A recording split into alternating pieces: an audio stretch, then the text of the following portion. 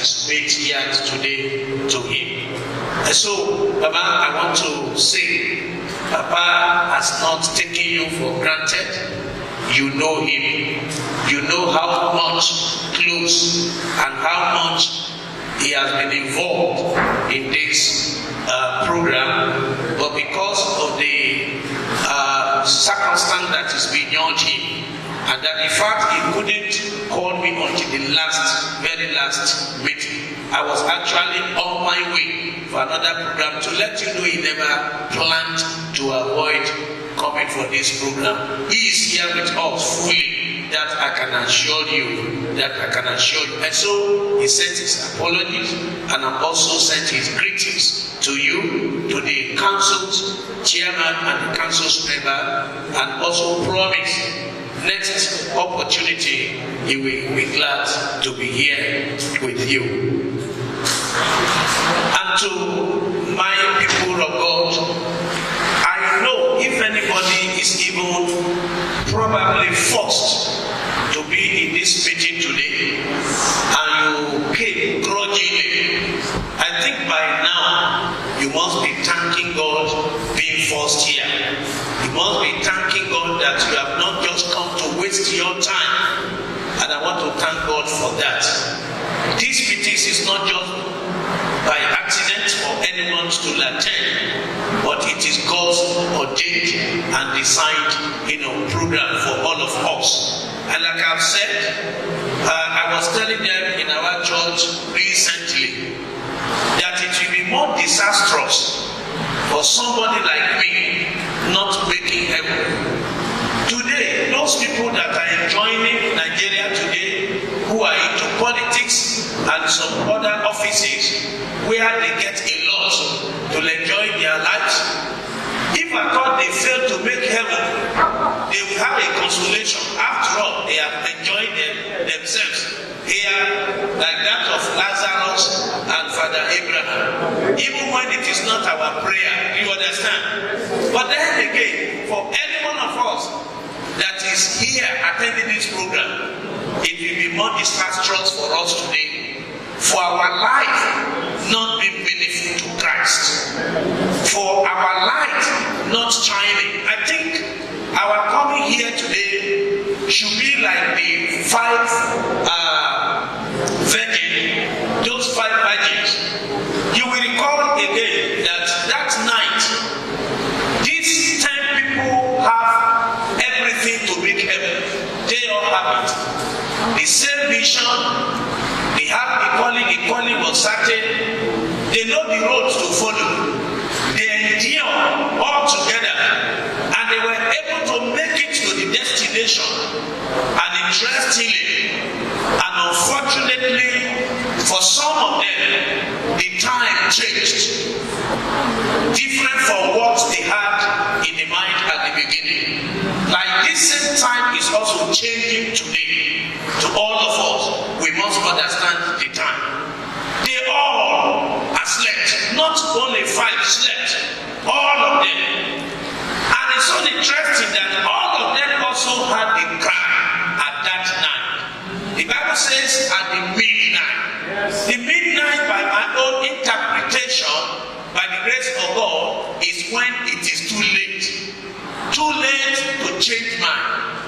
There are times in one's life it could be too late for us. You remember the story of flood that our speaker referred to?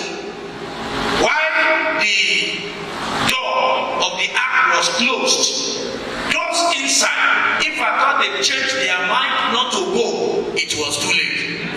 Those outside, if I thought they changed their mind to follow, it was too late. So the midnight in the biblical stories, to me, as spiritual interpretation, is when it is too late. May it never be too late for all of us in the name of Jesus Christ. So they all had, like all of us are hearing. I said it in our group the other time. In the days of my father died 2 years ago at the age of 100. In the days of my father, I think if I and my father meet today at the judgment throne, by the time God may consider my father certain things, God will not forgive me. My father never go to school. My father never traveled abroad. My father never had a television. My father never exposed. He was never educated. He had no access to internet. In his day, there was no WhatsApp. But in my own time, by the grace of God, I am privileged to have all this. Therefore, I have no excuse. When that time will come, like you also have no excuse. And of course, one of the things that we have today is also going to stand at the day of judgment to ask all of us questions. And so, people of God, why am I saying this? It is to let us know that we have not come here today to waste our time. Rather, one, to be reformed again, so that we could also reposition ourselves.